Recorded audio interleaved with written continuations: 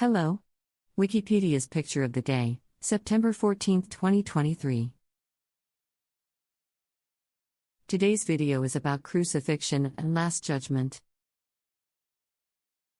The Crucifixion and Last Judgement is a diptych consisting of two small painted panels attributed to the Early Netherlandish artist Jan van Eyck, with areas finished by unidentified followers or members of his workshop.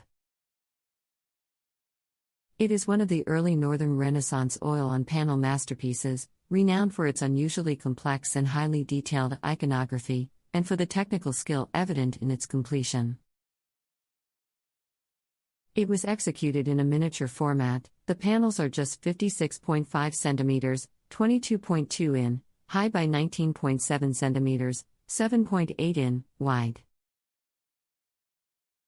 The diptych was probably commissioned for private devotion.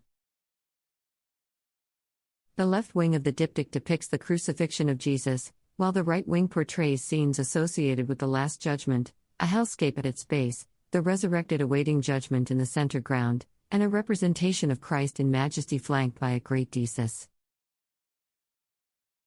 Crucifixion and Last Judgement is now in the collection of the Metropolitan Museum of Art in New York City, United States.